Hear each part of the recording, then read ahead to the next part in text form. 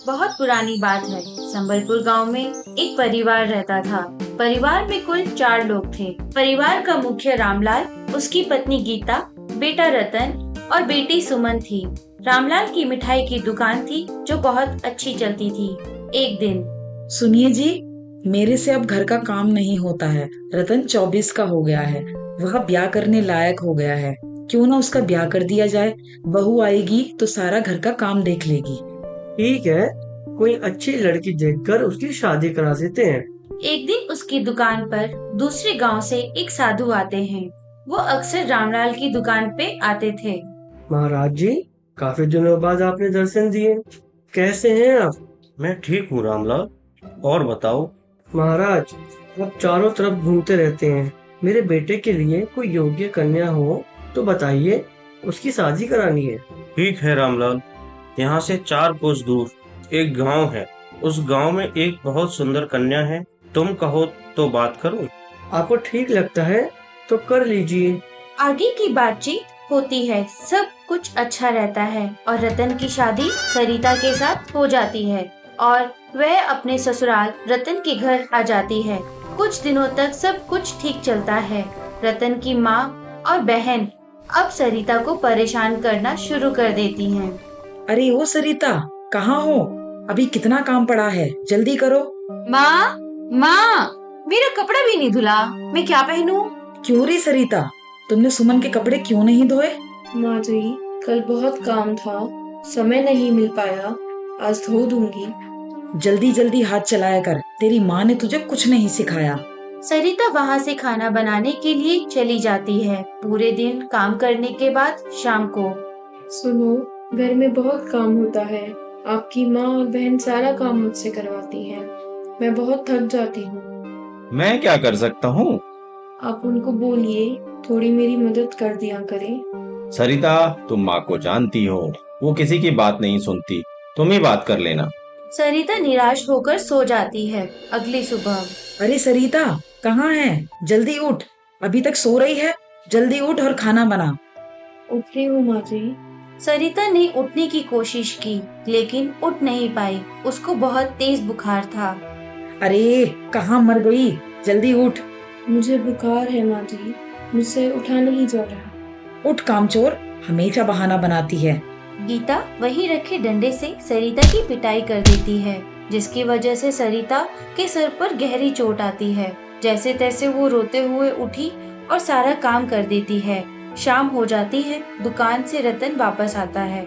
सरिता, अरे ओ सरिता, कहाँ हो? सो रही होगी तुम्हारी महारानी, जाओ देखो। रतन अपने कमरे में जाता है। सरिता, क्या हुआ? इस समय सो रही हो? जैसे ही रतन सरिता को छूता है, उसे सरिता का बदन बुखार से जलता हुआ महसूस होता है। सरिता, तुम्हारा बदन तो बुखार से जल रहा है, और ये सिर पे क्या हुआ? सरिता ने पूरी बात फिर से रतन को बताती है। रतन को बहुत गुस्सा आता है। माँ, तुमने सरिता को मारा। उसको पहले से ही बुखार था और तुमने उसके सिर पे डंडा मार दिया। ये अच्छी बात नहीं है। हाँ, अब तू मुझे सिखाएगा, चल जा यहाँ से। रतन गुस्से से चला जाता है और बाजार जाकर पहले सरिता के लिए दवाई लाता है। सरिता, ये लो दवाई खा लो। मैं कल तुम्हें तुम्हारे घर छोड़ दूंगा।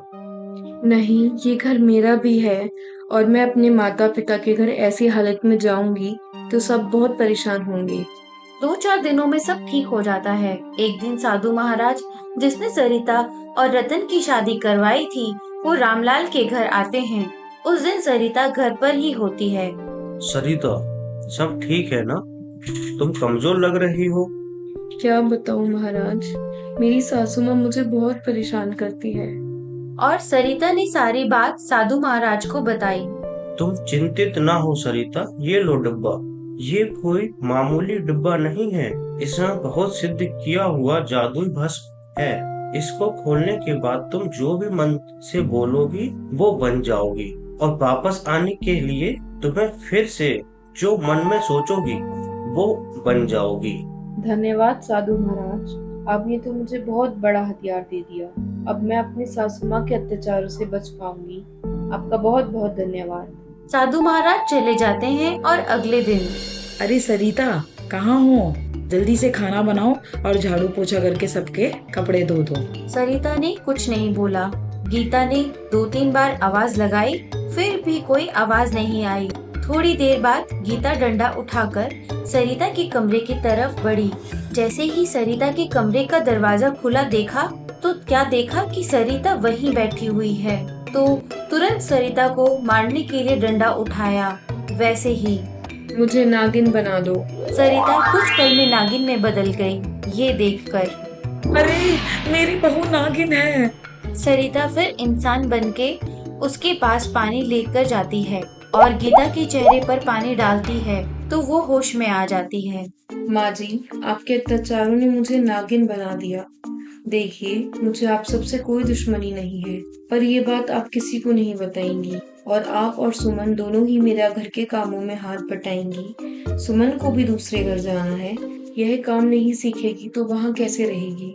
मुझे माफ कर दो सरिता, मैंने तुम पर बहुत अत्याचार किए हैं। मैं तुम्हारे साथ छोटे मोटे काम करा दिया करूंगी और सुमन को तुम जो काम बोलोगी वो करेगी। उस दिन के बाद घर में सब कुछ बदल जाता है। सरिता अपने सास और ननंद के साथ मिलजुल कर घर का सारा काम करते हैं और हंसी खुशी रहने लगते हैं। तो दोस्तों, अगर आपको हमारी वीडियो पसंद आई है तो इसे लाइक करें और ऐसे ही और वीडियोस देखने के लिए हमारे चैनल को सब्सक्राइब करना ना भूलें।